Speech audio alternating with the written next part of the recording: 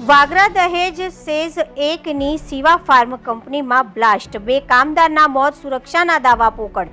ભરૂચ જિલ્લાના વાગરા તાલુકાના દહેજ સેઝ 1માં ઔદ્યોગિક અકસ્માતોની વણથંભી શ્રેણીમાં વધુ એક કરુણ ઘટનાનો ઉમેરો થયો છે। ગત મોડી રાત્રે શિવા ફાર્મ કંપનીના એક રિએક્ટરમાં થયેલા ભયાવહ બ્લાસ્ટના કારણે સમગ્ર વિસ્તારમાં ફફડાટ વ્યાપી ગયો હતો।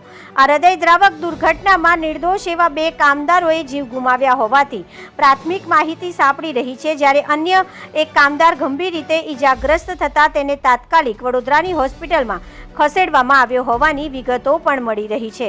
પ્રાથમિક માહિતી અનુસાર બ્લાસ્ટ એવો પ્રચંડ હતો કે નજીકમાં કામ કરી રહેલા કામદારોને બચાવવાનો કોઈ મોકો મળ્યો ન હતો।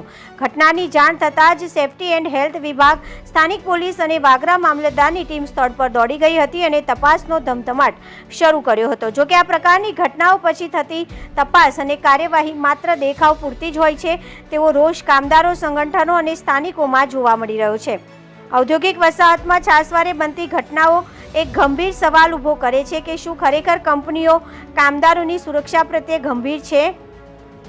દહેજ એ જોવા માટે ઔદ્યોગિક કેન્દ્રમાં જ્યાં કરોડો રૂપિયાના રોકાણ સાથે પ્લાન્ટ્સ કાર્યરત છે, ત્યાં સામાન્ય સુરક્ષાના નિયમોનું પાલન શા માટે નથી થતું? શું આ ઘટનાઓ માત્ર અકસ્માત છે કે પછી કંપનીઓની બેદરકારી અને સુરક્ષાના ભોગે નફાખોરીનું પરિણામ?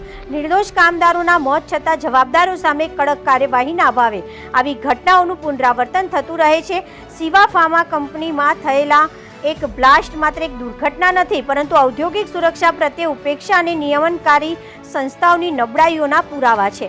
ત્યારે આવી ઘટનાઓ બાદ માત્ર તપાસના આદેશો આપીને સંતોષ માનવાના બદલે દોષિતો સામે કડકમાં કડક પગલાં લેવાય અને ભવિષ્યમાં આવા અકસ્માત ન બને તે માટે કાયમી ઉકેલ શોધવામાં આવે, જેથી કરીને કામદારો સુરક્ષિત વાતાવરણમાં કામ કરી શકે અને તેના પરિવારોને આવી કમકમાટીભરી ઘટનાઓનો ભોગ ન બનવું પડે।